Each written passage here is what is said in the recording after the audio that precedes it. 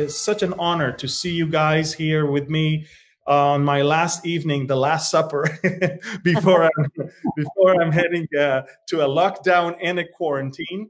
Pastor Barry, before we introduce this whole theme and dive into this roundtable, would you do us the honor and start with a prayer, please?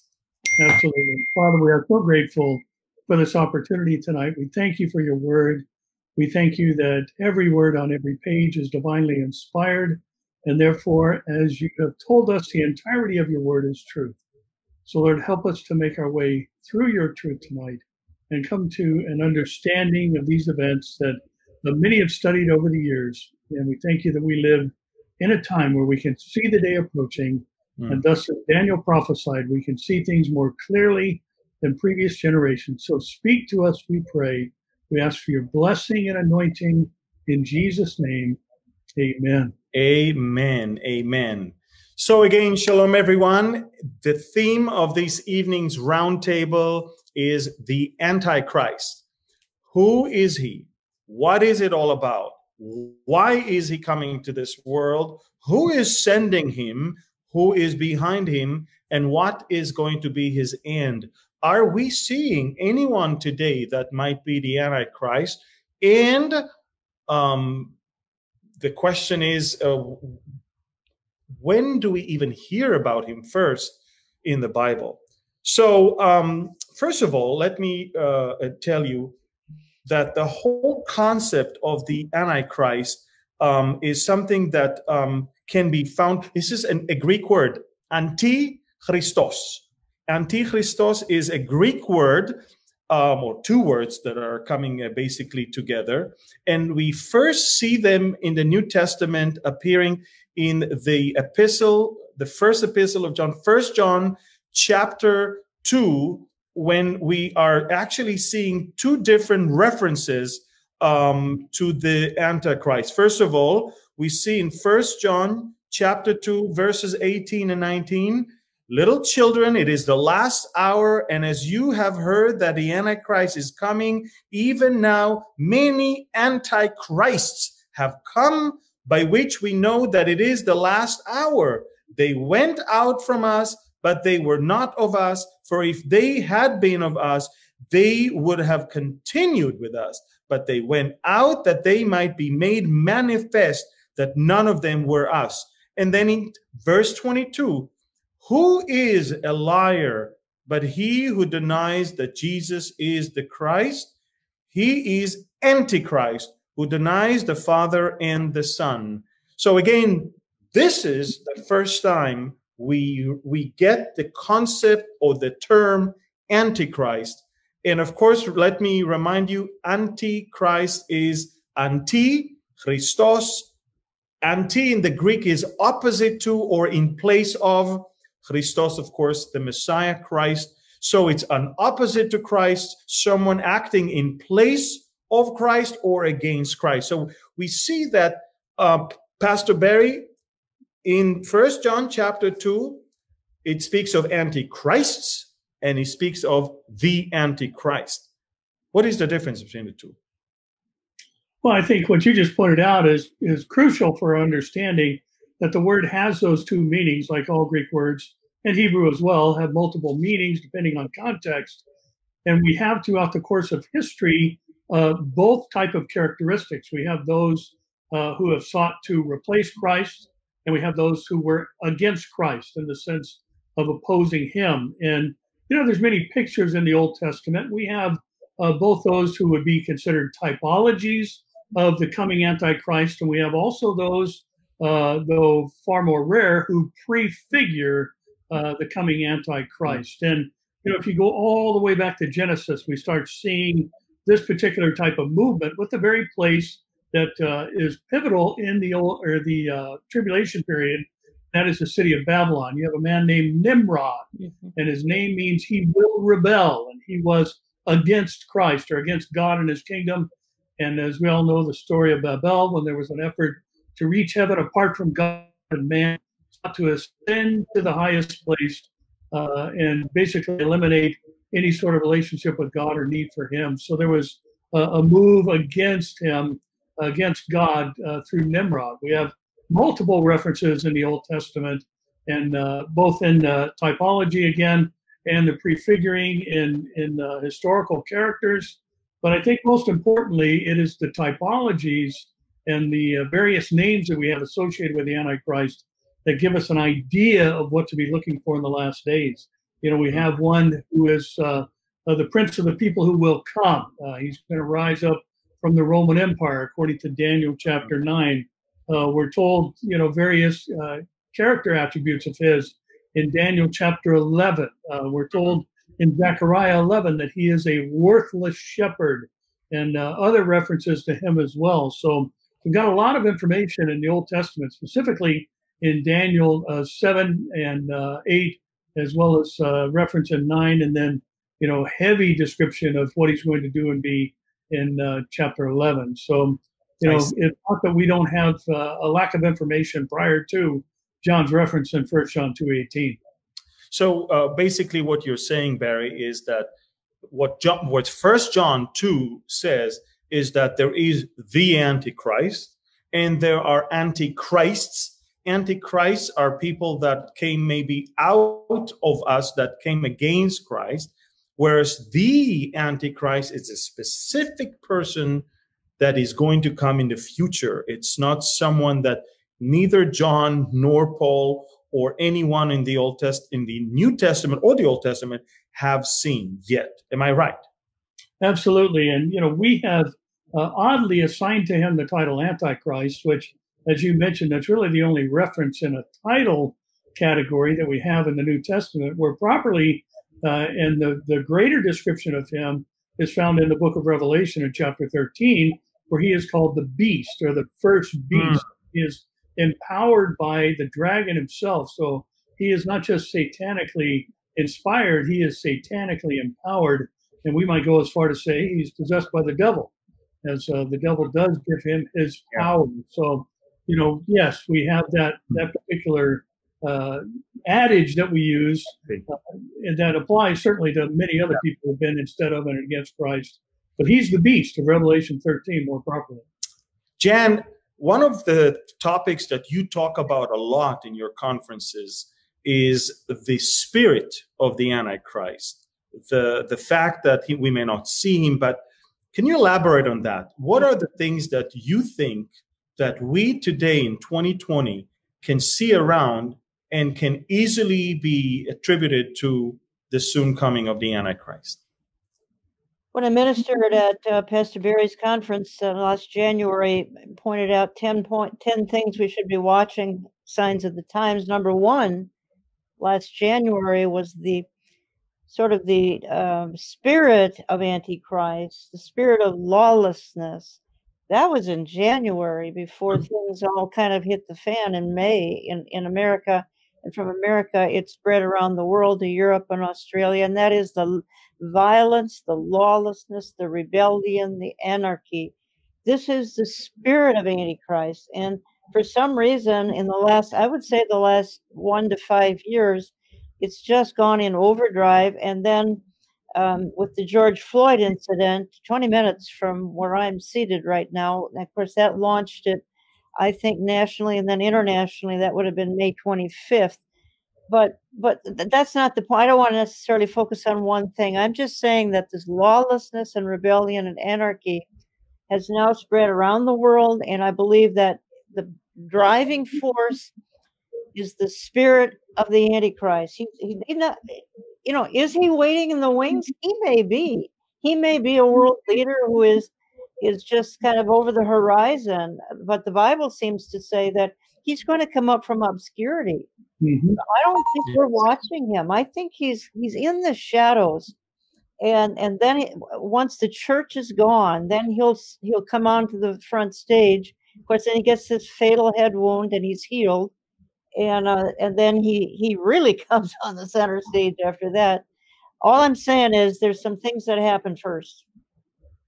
I see. So you're identifying events and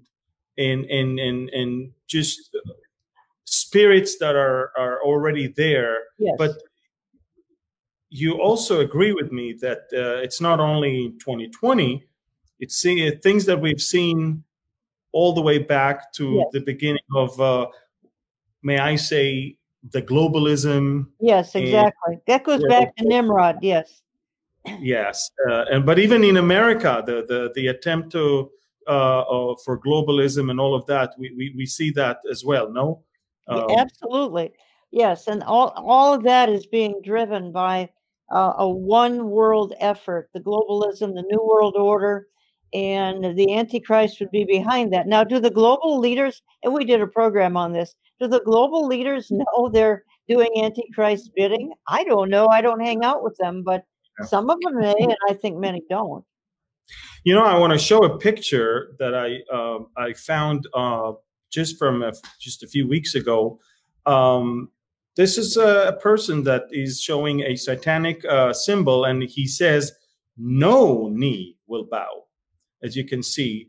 In fact, I also I remember seeing another one, a picture of a girl that is basically holding a sign. I wish I could have it. I guess I don't have it here.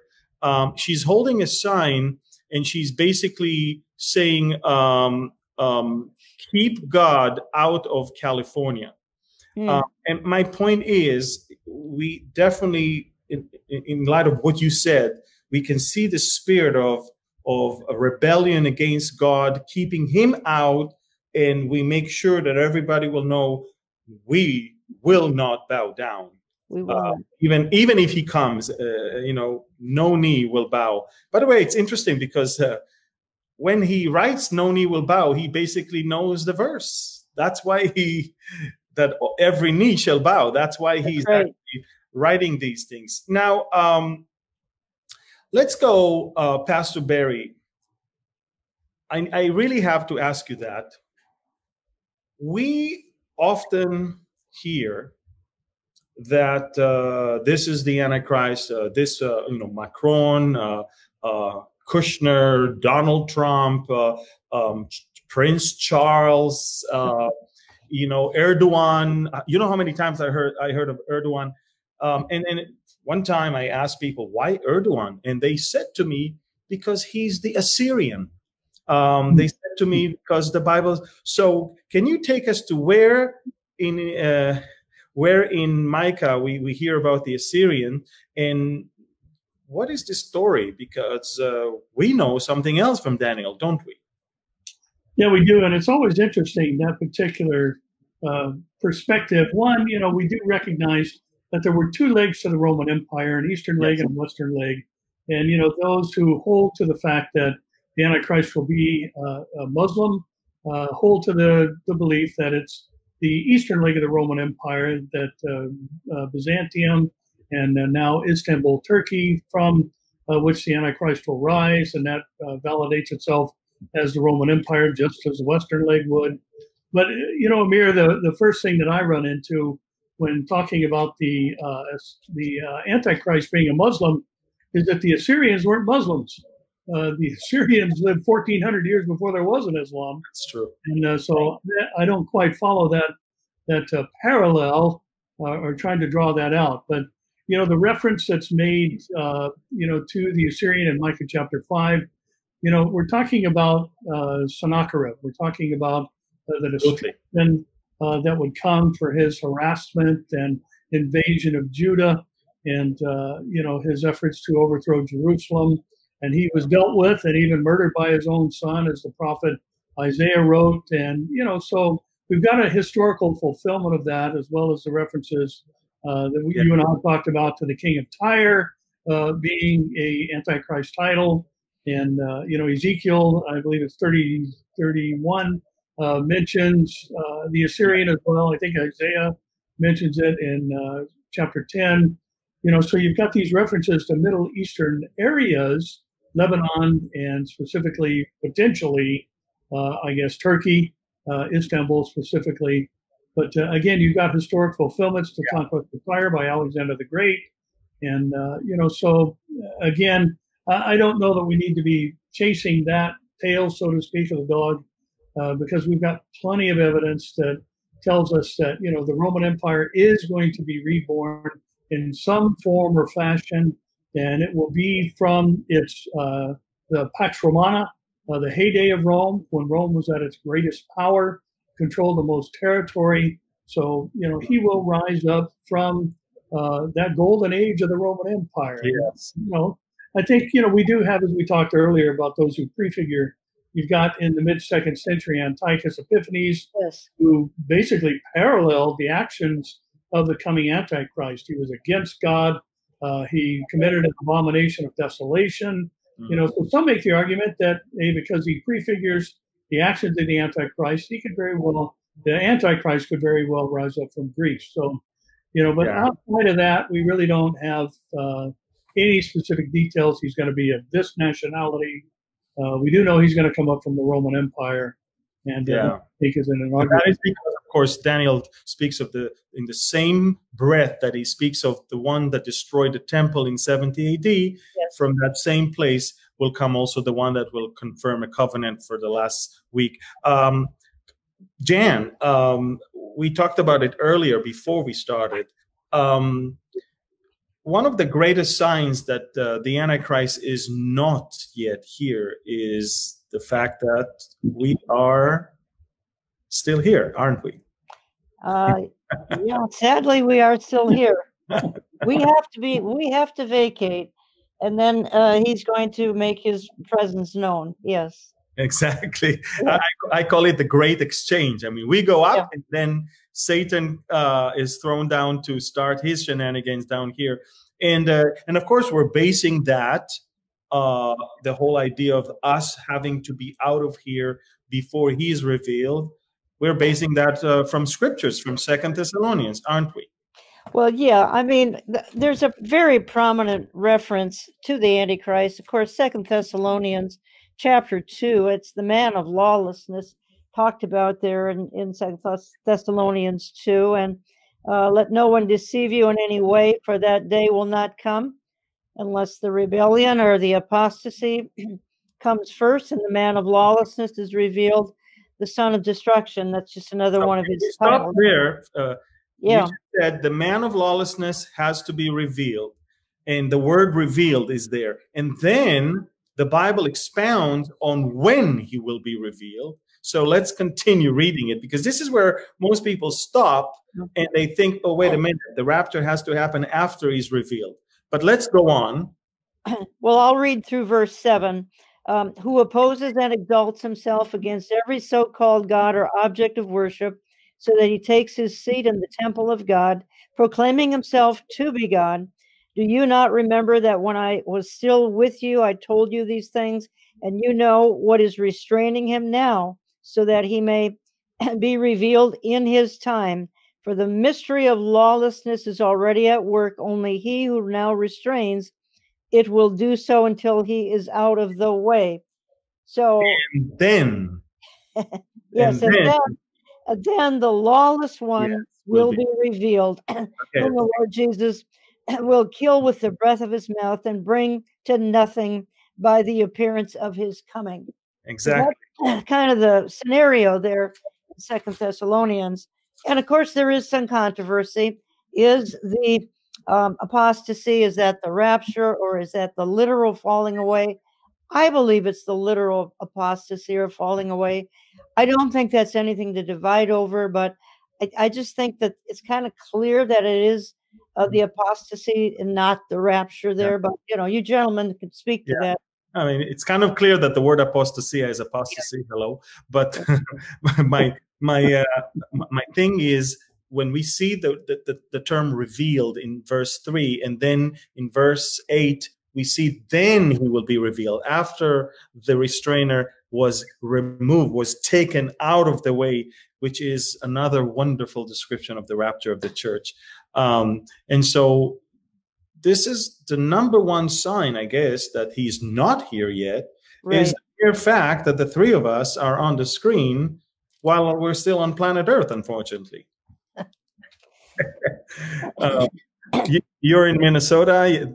This guy is in the land of the fruits and nuts, and and I'm on my way out of here to go nuts with all that is waiting for me in my country. But look, Jan, don't we see that even coronavirus is sort of a way to prepare the people for the soon rise of a one world leader? I mean, think about, yes.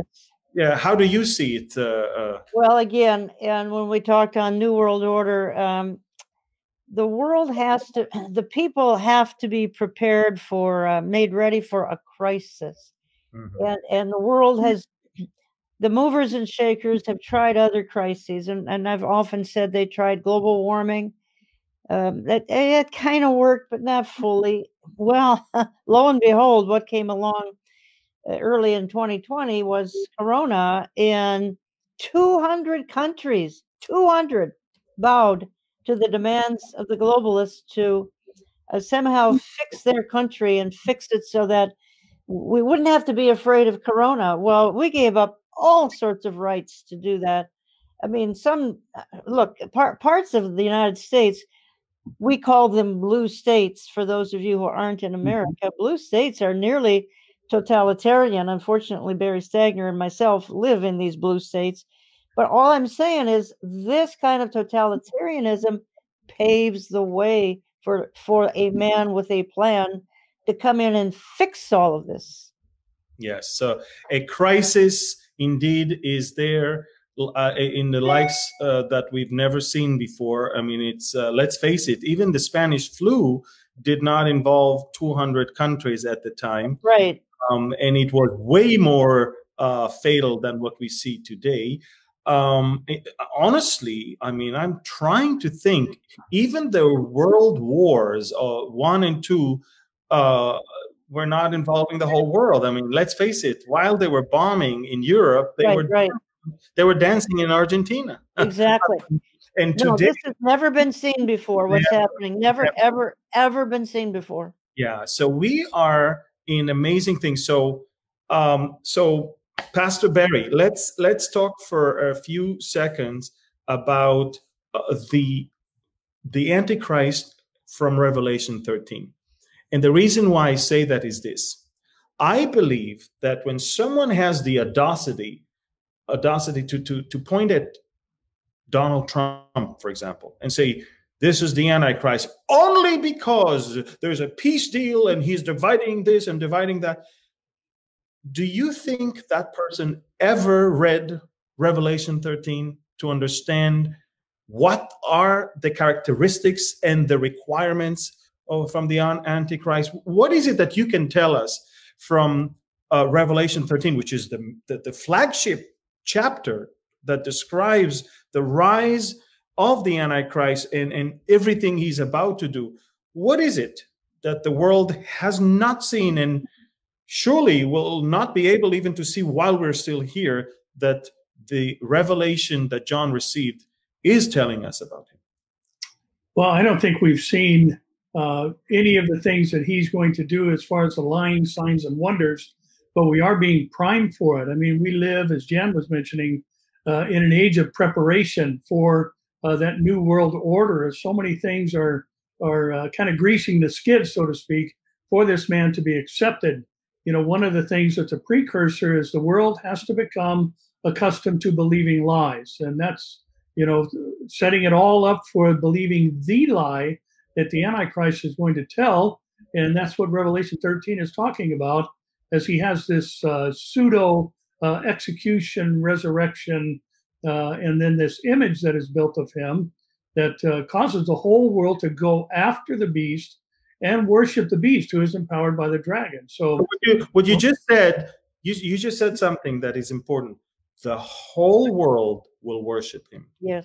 Honestly, Donald Trump doesn't even have more than half of America, not to mention the world, and nobody worships him anywhere. Let's go back to what you just said. The world must worship him. Let's move on. Yeah, and that's exactly what Revelation 13 says and means. Everyone is going to worship him because of the image that is made, that has a breath given to it, a simulated life form. And, of course, we've all talked about the technological advances of our day, but, we're also seeing, the precursors to monitoring global commerce and all these things. So everything is moving in that direction, but we have yet to see one who Daniel 11 says is going to be a smooth talking flatterer who deceives the whole world by intrigue, by his slippery speech, and the whole world is going to go after him. So we don't have, Macron's name comes up, but he can't even run his own country. You're right. Speaking of Macron, by the way, speaking of Macron, this is, as you remember, in The Economist, people were reading, he's walking on water as if he's Jesus, and then is this Europe's savior and all of that. And of course, he said that he wants to rule as Jupiter, operating above the political maelstrom, and as the deliverer thunderbolt judgments and instructions. So you can clearly see why people would, start having this idea that he might be it. But of course we know he's not, because again, we must go to the Bible. And as you just said, the entire world must worship him, not just like him. Jan, what is it to worship versus to like? I mean, that's what people, I believe, misunderstand. Well, I'll tell you, if I could interject, and I'll try to answer your question at the same time. Those who are really going to worship him, and this is the biggest pulling the rabbit out of the hat and all that, he's going to win over the Jews. Now, just think about that for a minute. It's easier for you, Amir, to comprehend that than for a lot of Gentiles around the world. But the Jews are going to be totally fooled by him. They're going to almost worship him for 3.5 years. They think he's their best friend, when his goal is to annihilate them. But they're fooled. They're blinded. Exactly. And I think this is amazing that a whole people group bow down and worship him, so to speak. I agree. In fact, let me tell you, as an Israeli, as a Jew, although some people suggest that I may not be the real Jew, because the people in Israel are not the real Jews. But let me tell you, even as a fake Jew, let me tell you that I believe that every other generation or every other decade, somebody's coming and trying to offer peace to the Middle East and all of that. That's all nice. But the one thing I believe that is going to be a game changer, that will cause the Jews to say, okay, this man is something we've never seen before, is, I believe, if the peace deal will include a temple building. Yes. And again, we've seen people that say about Jerusalem, it's yours, or about Jerusalem, it's not yours. The West Bank is yours, the West Bank is not yours. Gaza, not Gaza. Golan Heights, no Gaza. This is all nice, but these are all territories that, once were part of us, were taken from us, will come back to us. We all know that in the millennial kingdom, they will be under us. I'm not concerned about that. But it seems to me that the biggest thing, and that's what Daniel 9 speaks of, he will, you guys, I'm sorry, in your English Bible, it says he will confirm a covenant. The Hebrew doesn't say that. The Hebrew says he will increase. The Hebrew word is higbir. He will make the ordinary extraordinary, the regular spectacular. And to me, all peace deals are nice, but none of them, even the Abraham Accord or the deal of the century, none of them is giving the Jews the right to build the third temple on the Temple Mount. None of them. And I believe that after Ezekiel's war, that is the next thing in Bible prophecy, I believe, besides the rapture, I believe there will be so much chaos, despair, confusion, and longing for a leader. I believe that the one that will rise from Western Europe, while Islam is completely defeated, and there is probably no point of giving the Muslims the complete control over the Temple Mount, I believe he will allow the Jews to build a temple. And I believe that in his heart, he knows that this temple, they will build it but he will take it. And this is the difference between real peace and fake peace. The Antichrist will introduce a fake peace. I believe that what is being introduced to us now is real peace, a real peace that will produce real fruits, that will make us strong, safe, secure, prosperous, and boom, then comes Ezekiel war. And it will, of course, take everything. I mean, the cards will be completely messed up. But my point is this. I see right now real peace. I see in the horizon with the Antichrist a false peace. And that's the peace, I think, that deal that is going to change everything. And that's the only thing that can cause all the Jews to say, okay, wow, he is really the Mashiach. Yeah. He is really the deliverer. I mean, here we are after 2,000 years going back to worship in the temple and renew the sacrificial ceremonies and everything. I mean, just amazing. Pastor Barry, you know that the Jews are somehow practicing to go to the temple one day, don't you? Yes, they are.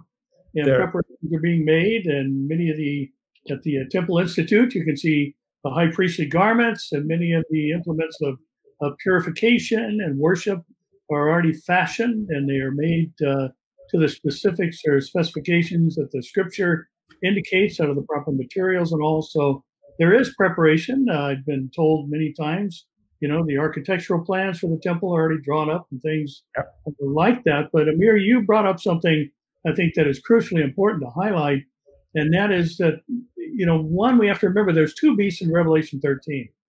There's one who leads a false religion, and then there's the other who is the beast himself, who the whole world prostrates and submits themselves to, which is the very definition of worship. And if we recognize that there's going to be this false religion, there are two hindering factors to a global religious system right now. One is Christianity, and the other is Islam. Correct. Christianity will be disassembled basically by the rapture of the church. Islam, at least its radical element, will be decimated by the Ezekiel war. And so you've got these groups of nations that represent the vast majority of jihadist Islam that are going to be destroyed along with their homeland. So there you've got the major hurdle to a global religion that is taken out of the way, in that the church is gone, radical Islam is destroyed.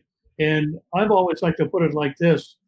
When they see hailstones of fire mingled with blood and a great earthquake destroys the invading forces that come against Israel, drawn down from the north with a hook in their jaw, and then somebody comes along and says, hey, let's build a temple for the Jews on the Temple Mount, who's going to argue with that?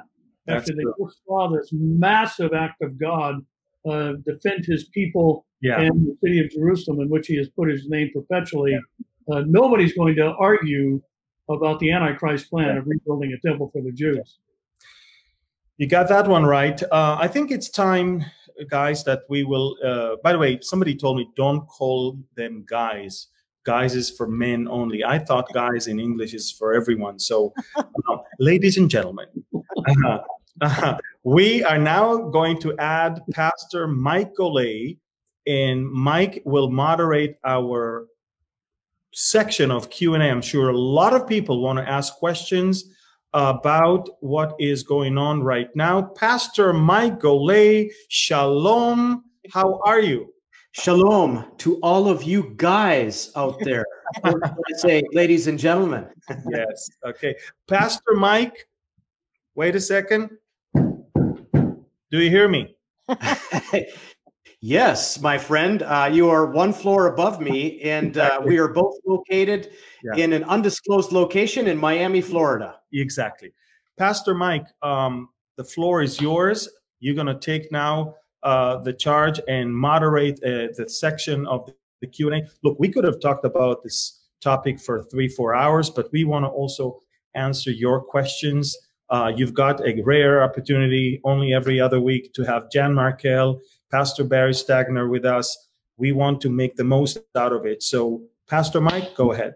Yeah, first of all, the forum is on fire tonight, and it is a unique thing that we're seeing here. I already have like 10 questions, and I literally have to ferret through these. Friends, ask your question in the forum, and our administrative assistant will capture those. We're going to answer the ones that are related to the Antichrist. I know there's a lot of questions you want to ask about so many other topics, but tonight we're really focusing on the Antichrist, the tribulation period, lawlessness, and all that kind of stuff. So I'm going to go straight into Linda's question. Amir, I want to ask you this. Is it possible that the Antichrist will build upon the Abraham Accord? Does the Abraham Accord have any foundation that the Antichrist could build upon, twist, corrupt, use to its advantage? No. And let me explain why. The Abraham Accord is called Abraham Accord. So it will invite Muslims to come to the place called Israel so they can also worship there. It's not about the worship of the Jews on the Temple Mount as much as about the worship of the sons of Abraham in the Temple Mount, in the Al-Aqsa Mosque. Let me make it very clear. This is our way to open our country, not only their country, but our country for them to come and visit. So there is no clause in the Abraham Accord that speaks of the third temple for the Jewish people. For the third temple to be built, you need a completely new accord, and that new accord cannot be built on fears from Iran or from Turkey or from Russia, because they're gone. They're no longer there. And right now, the entire Abraham Accord is because of the shenanigans of Iran and Turkey and Russia. And so the entire geopolitical situation of the Middle East will be completely different, and there will be a completely new accord introduced to a completely new world, basically. So no, I don't think so. I don't think that you can mix the two. I believe, Mike, that the Abraham Accord is a true peace deal, and it will yield true fruits, which will make Iran and Turkey and Russia angry. Right. The Antichrist will actually have a false peace that will make false fruits, a false temple. And see, the Jews don't know that. They build a temple not because they know it's the Antichrist. It's all going to be false.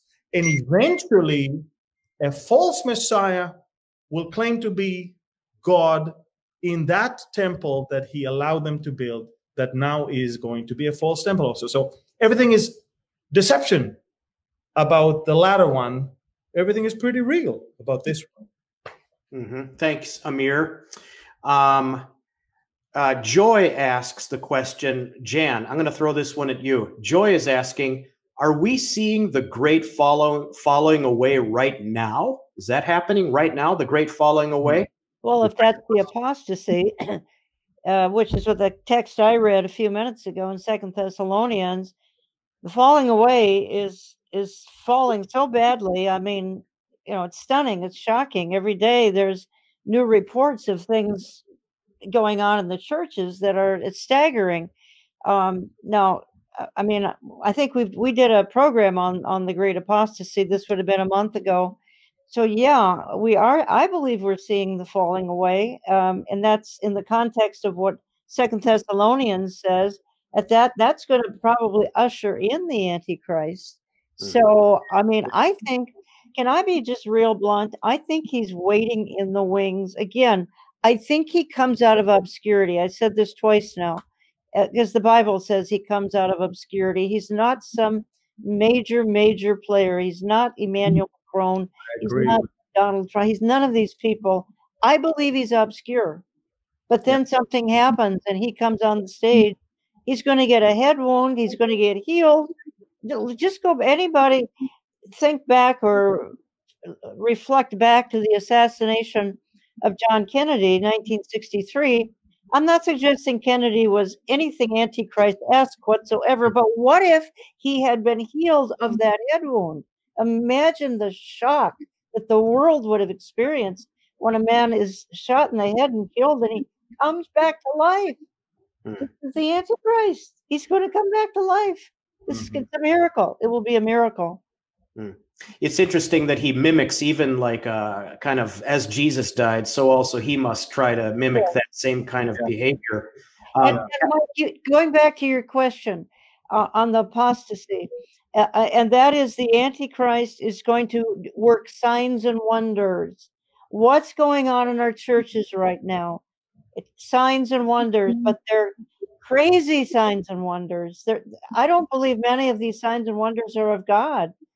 And the Antichrist, it says he's going to perform incredible signs and wonders. Is there a connection?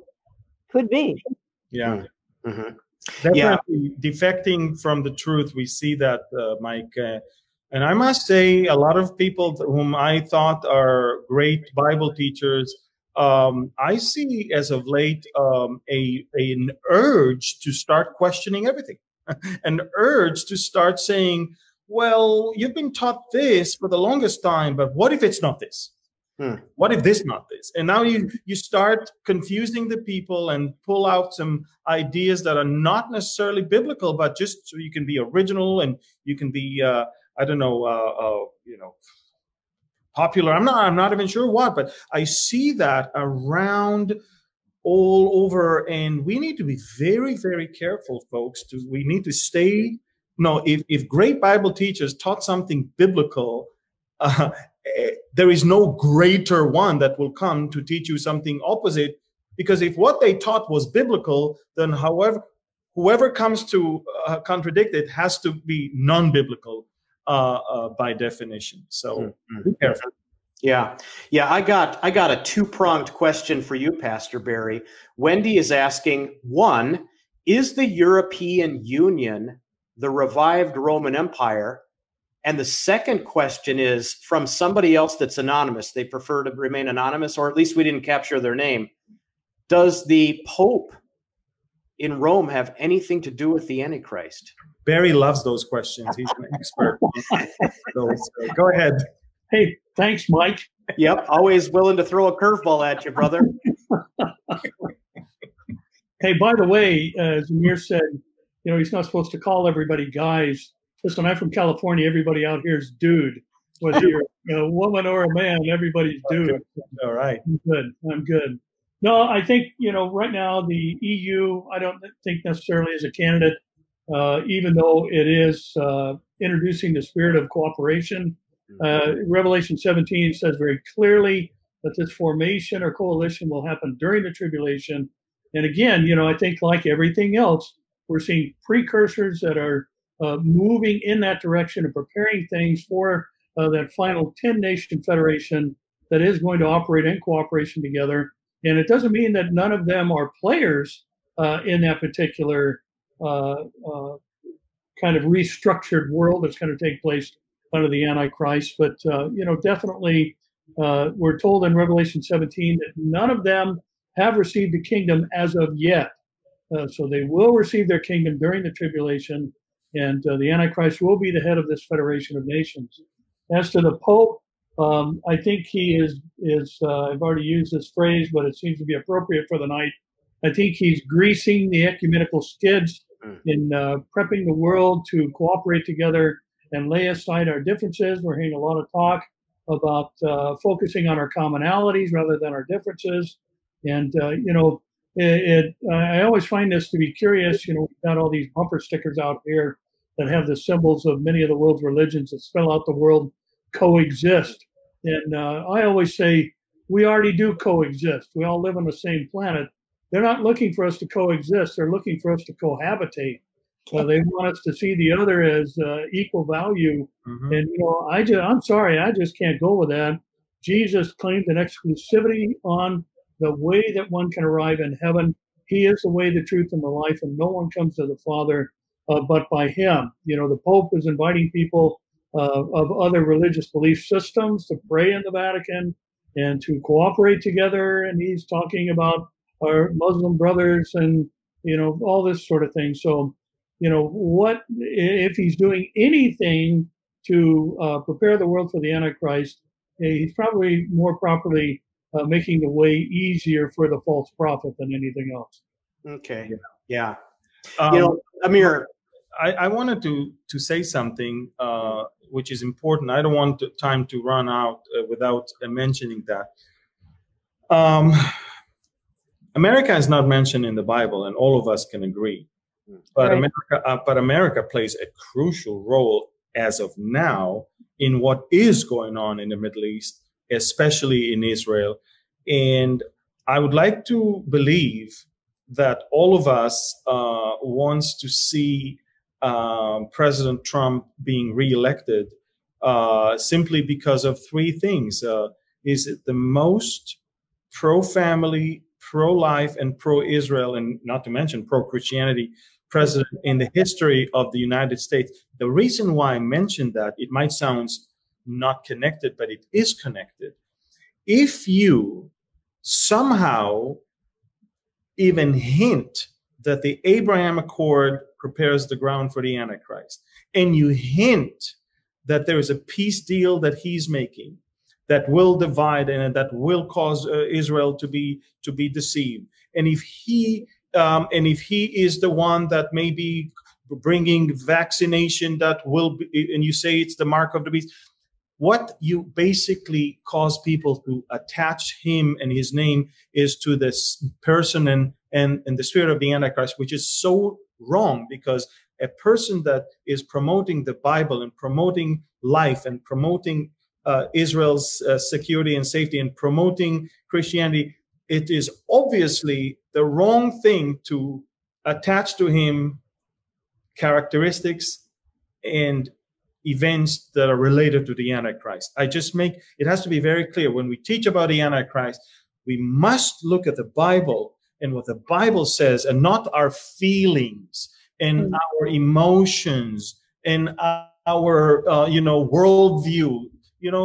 Facts don't care about your feelings, as Ben Shapiro says. And the fact of the matter is that the Bible gives us a great description of the timing, which is after the rapture, of where he comes from the Western European revived Roman Empire, and of how he is coming. It is a satanic giving him of power, of the seat, and of his authority. And of course, the whole world will worship him. All that we talked about in the last 40 minutes, nothing matches Donald Trump. Everything is exactly the opposite in what he does. Jan, you want to say something? I just want to kind of compliment what you're saying by saying that, and number one, totally agree with you 100%. But I believe Satan has had someone ready to go every generation. He doesn't know when the end of the end is. He can see some signs. Obviously, he saw Israel's rebirth in 1948 and realized, oh, I got to speed things up here. But I just think he's had someone tapped. Does that person know it? I doubt it. But he's got someone in mind every generation, because he doesn't know. Yeah. But, look, but I agree. I get too many emails suggesting that that Donald Trump is somehow tied into this cabal and this end time conspiracy and what we're talking about. And sorry, folks, it is not good. It breaks my heart. We don't even know he's going to get reelected. Yeah. I just taped some radio programming with Michelle Bachmann, and we're very concerned that his reelection is anything but guaranteed. So folks need to be praying. I'm concerned that Christians who know better won't vote for him. This is, to me, not voting for him is voting for the other side, which is pro-abortion, pro-Iran, the climate change hoax and the coronavirus hoax. Everything there is such a lie and deception. I watched the debate yesterday. Not even one sentence that came out of Biden's mouth was truth. Everything was a lie. And not to mention that I believe he was wired. I've seen pictures of the wire coming out of his. So they're feeding him with lies. He's just an empty glove. And he's spewing lies. Everything is a lie and deception on the other side. So please do me a favor. Don't cause anyone around the world to see this guy sitting in the Oval Office. Let's go, Mike. I'm sorry. Yeah, it is. And, forward this video to people once we get it uploaded, because there's a lot of disinformation out there. And speaking of disinformation, Pastor Barry Here's another Wait a curveball. minute. What kind of segue is that? You know, I love you, brother. Here we go. Brace yourself now. Throw that back a little bit, Mike. In the comments, there's comments, and they're all healthy, by the way. Some people believe that the events of the Antichrist and the end times were actually fulfilled when the temple was destroyed in 70 AD. Let's debunk not only that Trump is not the Antichrist, but let's debunk some of the theories that the whole end times has actually happened already, and that let's talk about that, because some hold that the Matthew 24 passage has been fulfilled, and that all of this Antichrist talk and rapture talk is all fantastic misinformation. Pastor Barry, how would you debunk that? Well, I have to back up. I have to comment on something that was said earlier. As Amir was talking about everything that a vote for Biden represents.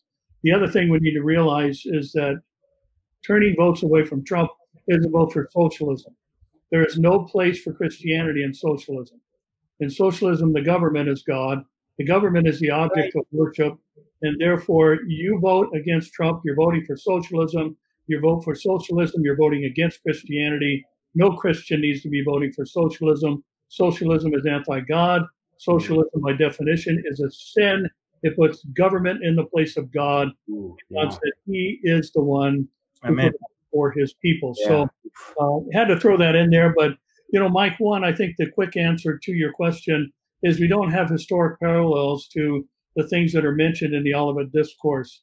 All the things that Jesus said when He was asked about, by Peter and Andrew, James and John, about the signs of His coming. He had just said, not one stone will be left upon another. And they were looking at the magnificent beauty of the temple grounds. But the interesting thing is, He never answered that question. That's the one part of the question that He never addressed. He never said when the temple wall and the mount and the temple itself was going to be disassembled. He never answered that, but He talks exclusively about the signs of His return. There were not in 70 AD wars and rumors of wars all over the world. There was not an increase of pestilence. There were not ethnic tensions outside of the Roman Jewish tension that led to the destruction of the temple in 70 AD. We did not see any of the things that are talked about in the Olivet Discourse, and there is no way to allegorize them into some type of spiritual meaning because there's no scriptural parallel. There's no other way to look at them other than through the lens of a literal futuristic interpretation, because you cannot align historic events with what Jesus answered this three-part question that was asked by these two pairs of fishermen brothers. And so, again, the simple answer is history does not bear up that interpretation. Allegorizing does not bear up that interpretation. There's only one way to look at it, and that's through the lens of a literal futuristic view, which we're seeing actually now, all the precursors that we've been talking about moving into place to see them fulfilled literally. Well, thank you for that. And that's good clarity. Amir, anything you want to add? People these are the preterists, those who believe preterists. Yeah, it's all been fulfilled. These people will also tell you that there is no millennial kingdom, that there is no rapture, and there is no second coming, and there is nothing. They will cancel it, because if they have to say that there has to be a millennial kingdom, there has to be a rapture, there has to be a second coming, then obviously it didn't happen yet. The church was never raptured. There was no second physical coming of Christ on earth, and Jesus never reigned from Jerusalem for 1,000 years. So you see that the minute you start changing things and attaching them to past events, you have to cancel the rest of your eschatological view. And honestly, if Israel wouldn't be coming back to their land, I would say I understand why they feel that way. Nothing happens, and maybe nothing will happen. That's the way a lot of them were thinking. But the minute the fig tree came back to life, it changed the whole thing. Now, replacement theology teachers are embarrassed. They don't know what to do. Yeah. I mean, Israel is back in the land. So you see, all of these false teachers are now embarrassed because God did what God promised that he's going to do. And I can tell you that this generation that is watching the fig tree blooming, and the fig tree is Israel, and it is scholarly to say that the fig tree is Israel. I think that Pastor Chuck Smith and Chuck Missler and Dr. Arnold Fruchtenbaum and Dr. David Goldberg and Michael Ray Dalenick and Arnold Fruchtenbaum, these are scholars. They're not unscholarly. I believe that Israel is the same fig tree that Jesus spoke of a couple chapters before, and it has come back to life. Look, Mike, I am an example, a Jew, the tribe of Judah, that is back in his land.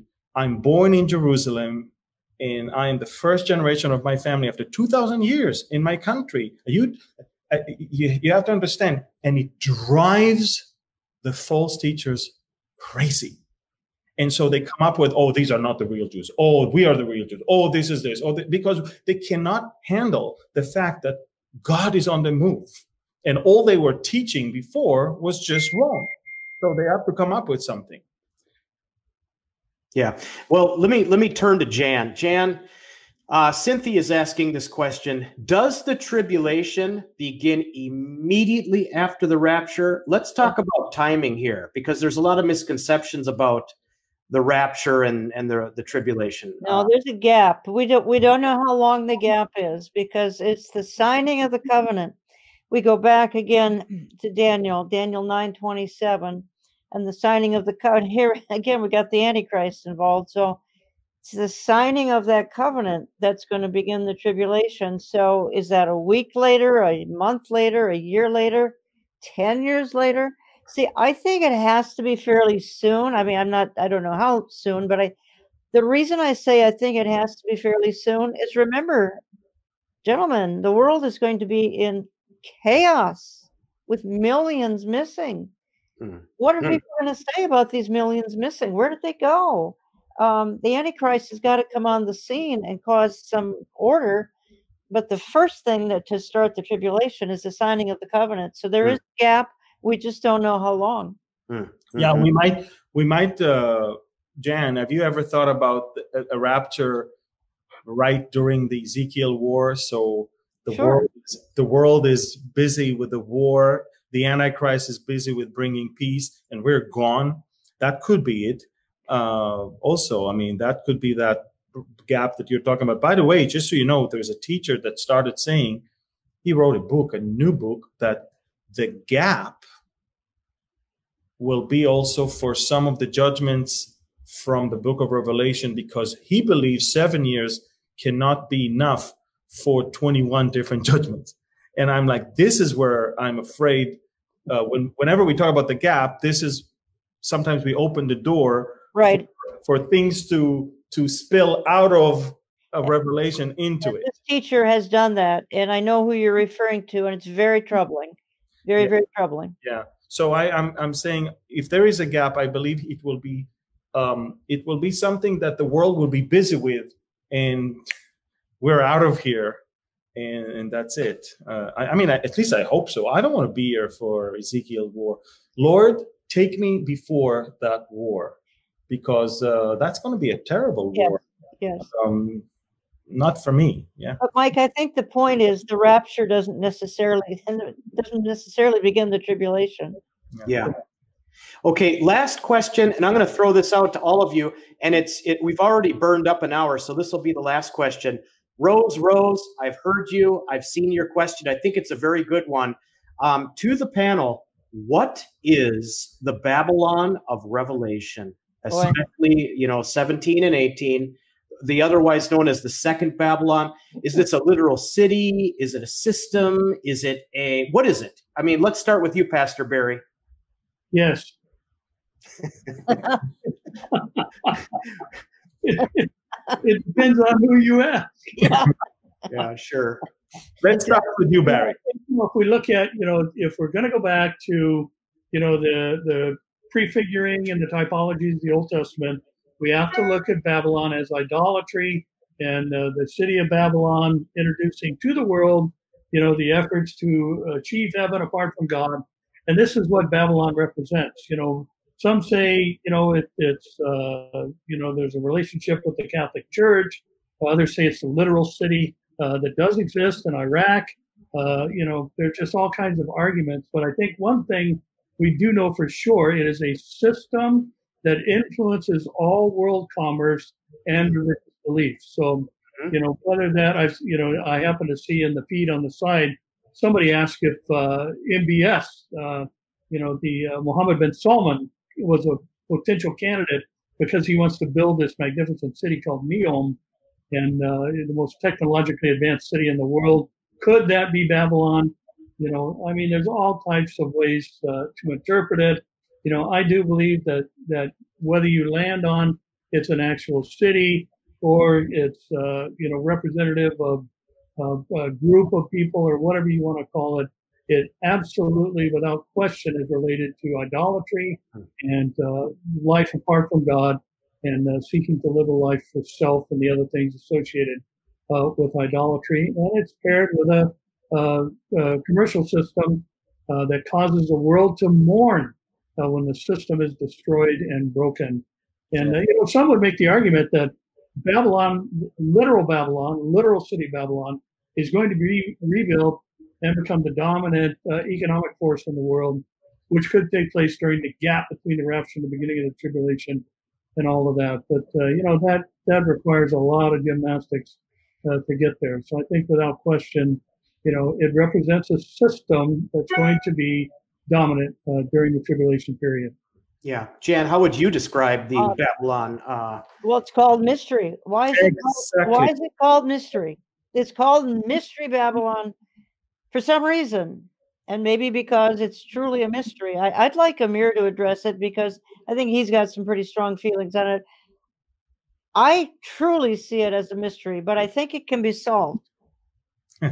Amir, solve it for us. No, I'm not going to solve it for you. I'm just going to say that many times in the scriptures, we see a name of one place attached to another to describe the spirit of it.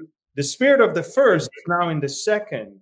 I'll give you an example, Mike. When Jesus was saying, "Woe to you, Capernaum," he basically said, if the things were done in Sodom and Gomorrah, what you have seen, if they would have seen, then they would have believed. My point is this: even when we have the word Gog and Magog, Mike, Gog of Magog is, of course, in Ezekiel 38 and 39, but then we see that again in Revelation. And of course, this is the spirit of that who wants to come and destroy the people of God. And you see the same spirit in the latter days happening also then. So my point is this, and Jan said that very well. Why would he call it Mystery Babylon if it's Babylon? I mean, with all the respect, Jerusalem, by the way, has a lot of bad names for what Jerusalem was or behaved throughout history as well. So the fact that it's called Babylon in the future doesn't mean we're talking about the real Babylon, because again, Mystery Babylon is the key to understand that it's not necessarily the Babylon. By the way, last time I checked, let me go back now. I know a lot of people that when the Iraq war came to almost an end, they purchased millions of Iraqi dinars because they thought this is going to be the center of world commerce. Right now, they can buy it for such a cheap price, and it will become millions of. I don't think it's even worth now more than it worth then. It's probably worth less. Look what's going on in Iraq right now. Iraq is a mess. As long as Iran is there, Iraq will suffer. So the future, Iraq, Babylon, the world has changed since the time the Babylonian Empire was. at that time, the roads were different and the geography was all different. Right now, the world started moving towards the West, Mike. It moved all the way to Europe and then all the way to America. And if something might happen and America won't be there anymore, it goes back to Europe from where the Antichrist is coming. So I have by the way, if you ever watched my teaching at Jan's conference from a few years ago on Europe ready for the Antichrist, you will see that I actually demonstrated how the Roman Empire was the only one that didn't win or had the victory in Babylon, but actually brought Babylon to it. In fact, Babylon, the gate of Ishtar from Babylon was brought to Germany. Yeah. The seat of Satan from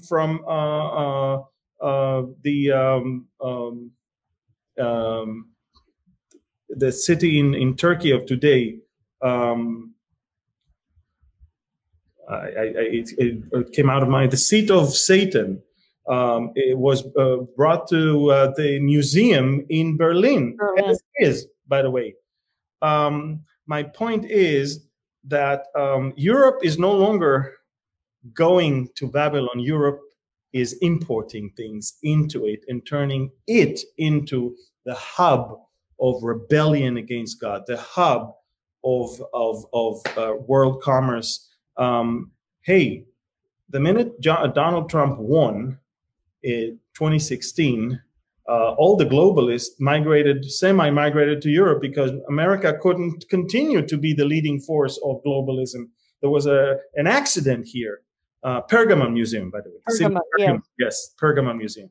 But the point is that I honestly believe that it is Western Europe. It is from there that that system is going to be. From there, the Antichrist is going to rise.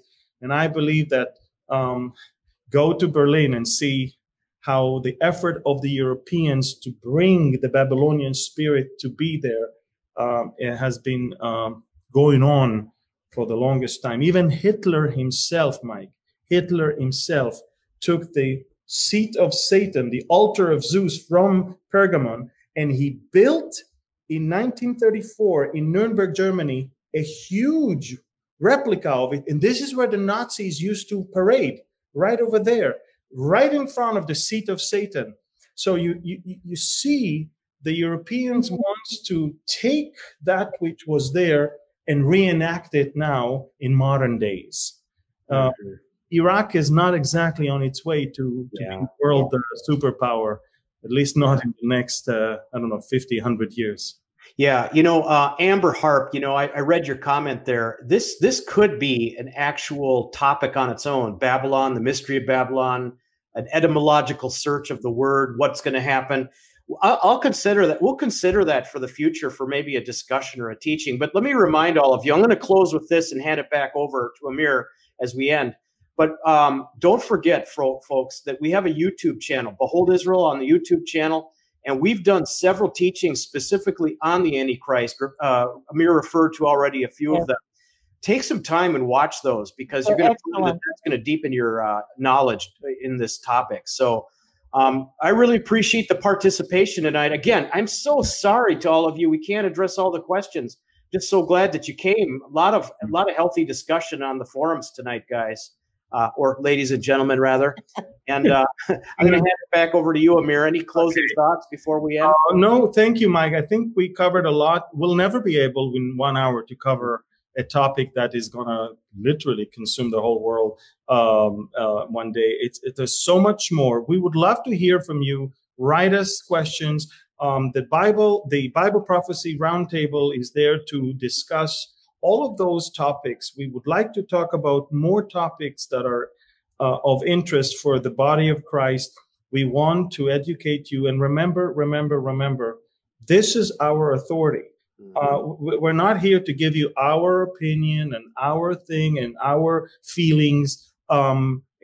We do not want that. All of us quoted verses, all of us directed you to Old and New Testament scriptures because it's important that you understand there is not a single person that is alive on planet Earth right now that fulfilled Revelation 13 or 2 Thessalonians 2 or Daniel 9. Not yet. So no one, no world leader right now is fulfilling the requirements of the Antichrist.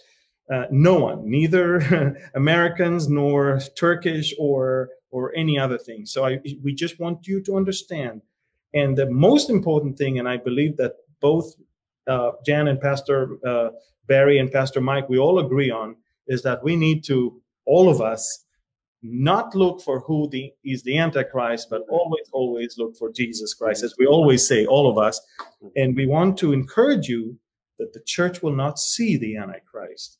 The restrainer must be taken out of the way, and then he is going to be revealed. Remember to keep reading 2 Thessalonians chapter 2. Don't stop at verse 3. Go on to verse 8, so you will understand the full picture of when he will be revealed. I want to thank you guys. Thank you, Pastor Mike, Pastor Barry, and Jan Markell. I want to I'll get you off the screen and put your contact. And so, Mike, I'm going to say goodbye to you. I'm going to say goodbye to you, Pastor Barry. I'm going to say goodbye to you, Jan Markell. I'm going to put right now on the screen Pastor Barry and Jan's social media. You can get them, as you can see on the screen. All the information is there. Write them if you need, or go on to their Facebook, Twitter, and Instagram, and YouTube, and of course follow them on social media and visit their website as well. Pray for me as I'm making my way back to Israel tomorrow, again to a 2 weeks quarantine in my bedroom at home. And it's basically a long lockdown for all Israelis. We're not even sure when I will be able to get on a plane and fly anywhere, because as of now, Israelis are not even allowed to leave the country. So I will leave you with that, and I will conclude with this goodbye video.